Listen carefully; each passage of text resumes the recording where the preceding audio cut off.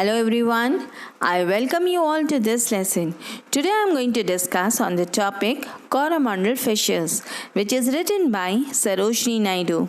In this lesson, I will discuss line by line explanations, word meanings, poetic devices, theme and moral of the poem. So here I begin.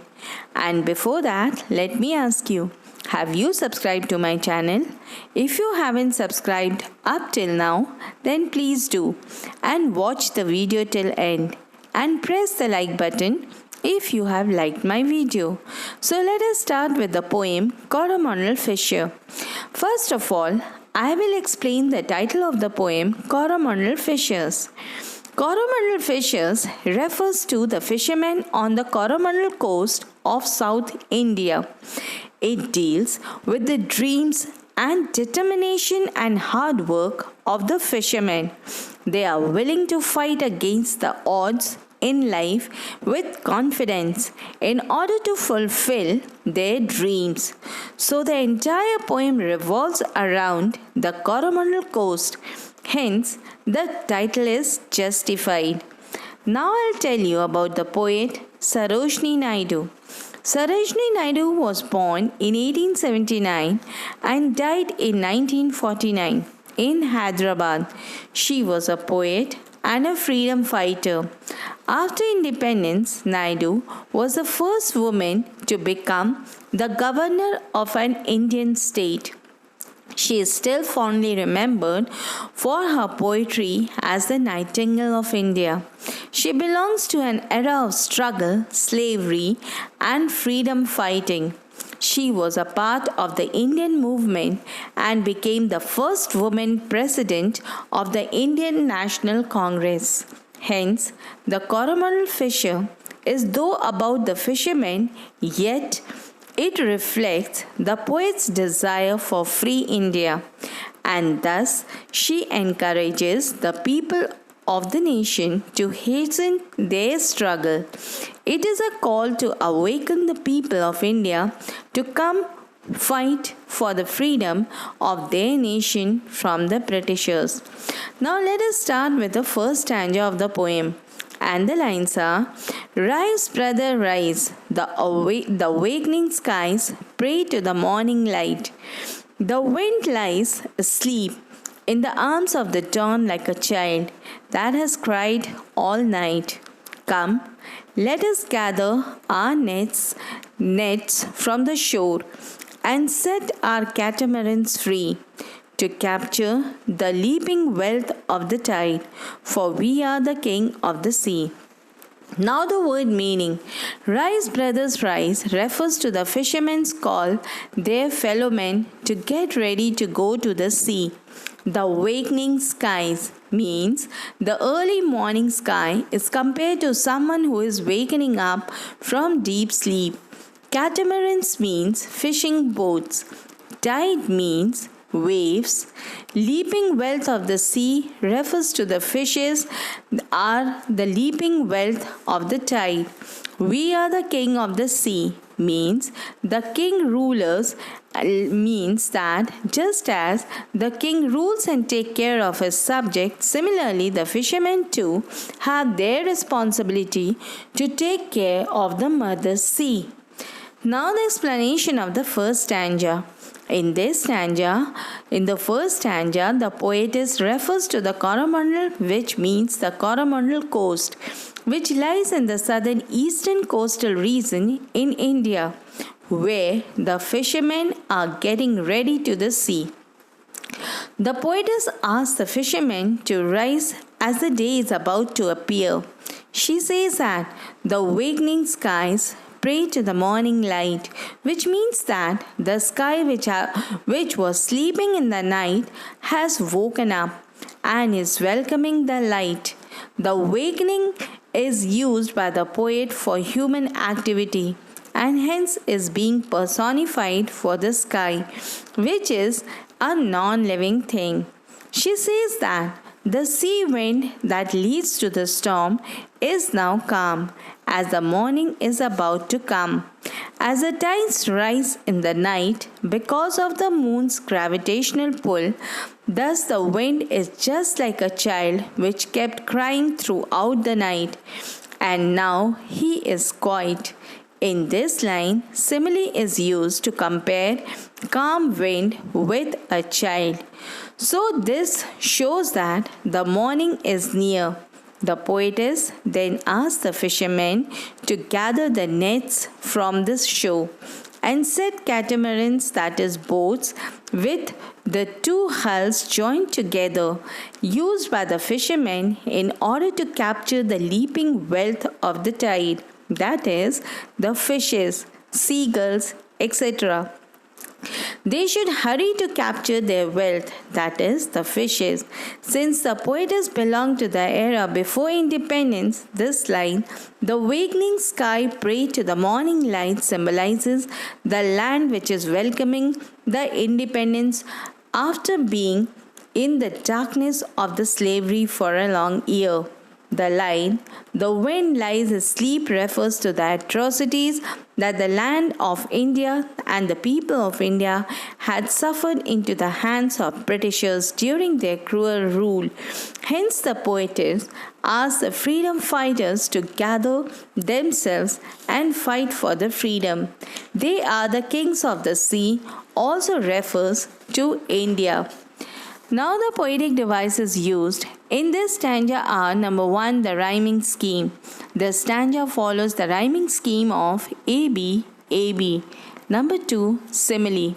In this stanza, the line, the wind lies asleep in the arms of the dawn, like a child that has cried all night, is a simile, which means that the sea wind that leads to the storm is now calm, as the tide rises in the night because of the moon's gravitational pull, because of the morning which is about to come. Thus, the wind is just like a child which kept crying throughout the night, and now he is quiet. So here the calm wind is compared to the child. Number 3, personification. In this line, the awakening skies pray to the morning light, which means that the sky which was sleeping in the night has woken up and is welcoming the light. Here the poetess uses personification by using awakening, a human activity, for the sky, which is a non-living thing. Now I move towards the second stanza. And the lines are: no longer delay, let us hasten away in the track of the seagull's call. The sea is our mother, the clouds is our brother, the waves are our comrades all. What though we toss at the fall of the sun, where the hand of the sea god drives? He who holds the storm by the air will hide in his breast our lives. Now the word meaning. Delay means slow. Hasten means hurry away or be quick to do something. Track refers to the rough path. Comrades refers to the close companion or friends. Toss means row the boat. At the fall of the sun means at night. Where the hand of the sea god drives means when the boats lose control and track in a storm. Now the explanation of the second stanza. In this stanza, the poet tells the fishermen to do everything very quickly. The seagull's call is a symbol used to depict the morning is near. So the poet says to move fast and follow the track of the seagull. The seagull is our mother, the sea is our mother, cloud our brother, and the waves are our companion. Even if we are far away from the shore, we do not fear anything because we are protected by the sea. God, who has the power to control the storms, the track of the seagull's call is the track by which the seagull has gone in search of fish. By following the seagull's track, the fisherman can easily get big catches of fish.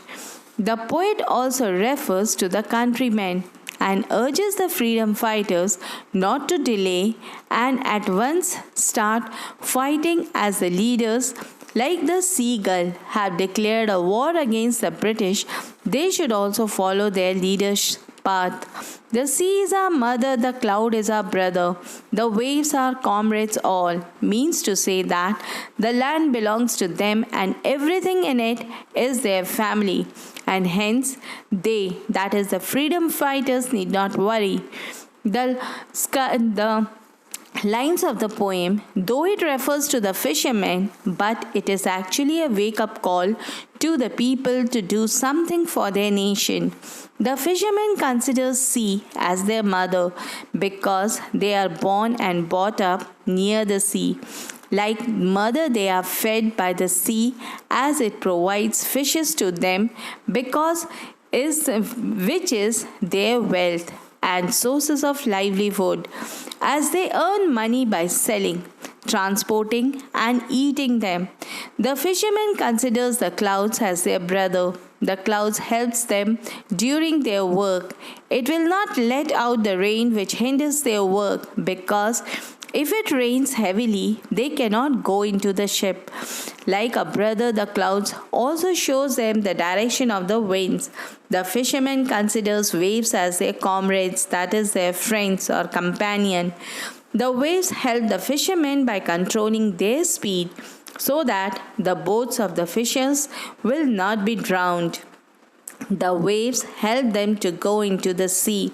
If the sea is rough, then they cannot venture into the sea.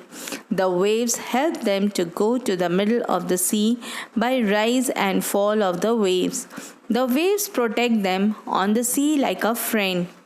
Now the poetic device used in this stanza are: number 1, the rhyming scheme.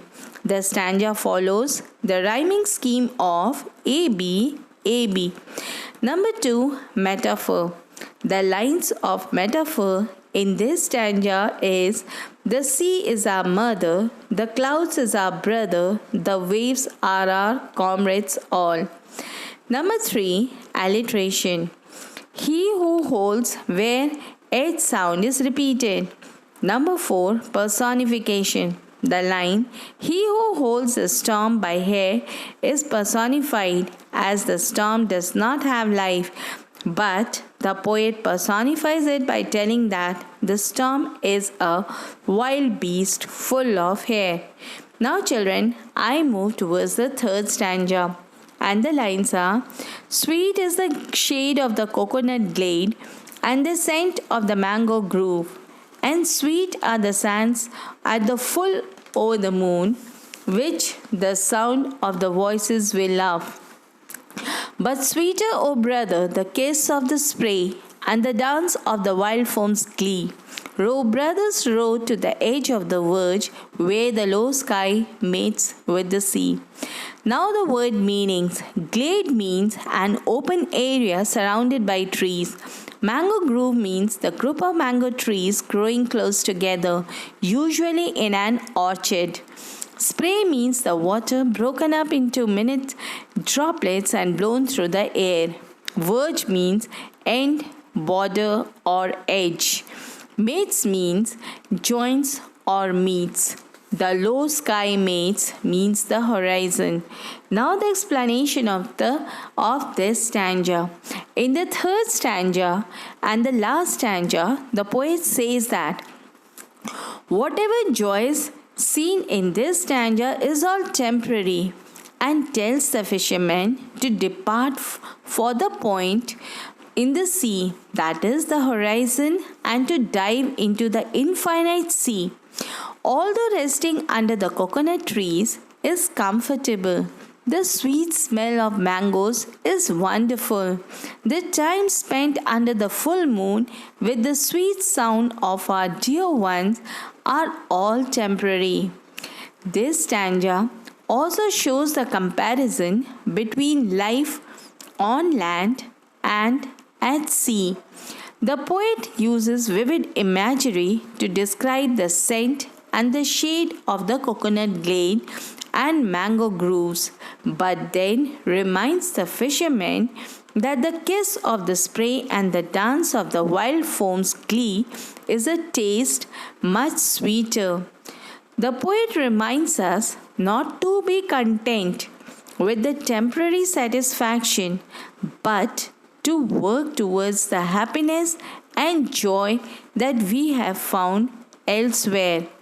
This stanza holds a strong metaphoric value as it talks of the temporary satisfaction that the people faced under the British rule, as all Indians knew that there was a real joy to be found in attaining freedom from the clutches of the Britishers.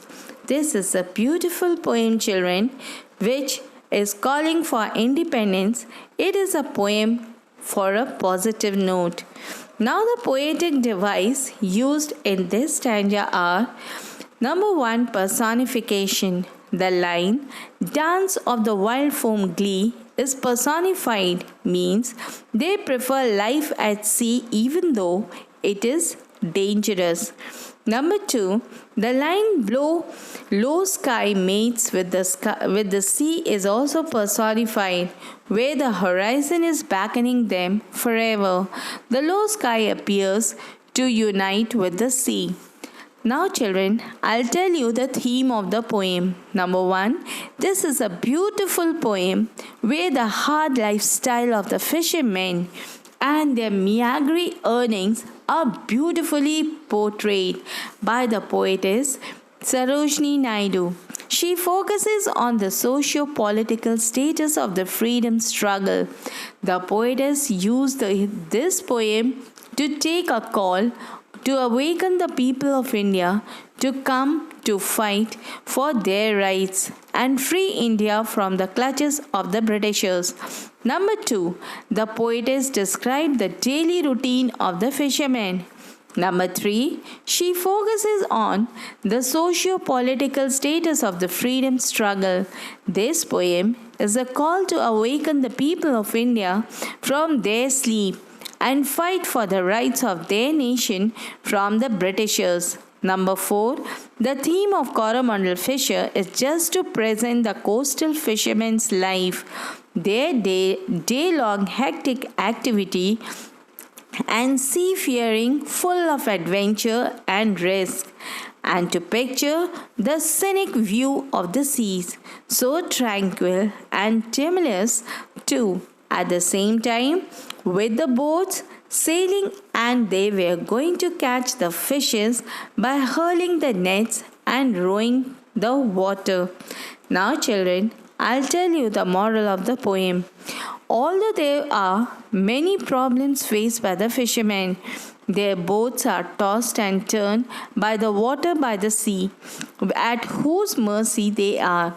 They often face harsh conditions of dangerous stormy winds, rising waves, and dark threatening clouds when they go out to fish. But still, they are ready to face these challenges with a new hope, ideas, and challenges. The harder you work for something, the greater you will feel when you achieve it. So, dear children, always do your best, as what you plant now, you will harvest later. If you want to achieve success, then don't doubt your dreams. So, dear children, with these words, I end my lesson. Hope this lesson will be beneficial for you in your studies. Do like, share, and subscribe my video, and leave a comment below if you have liked it. Thank you.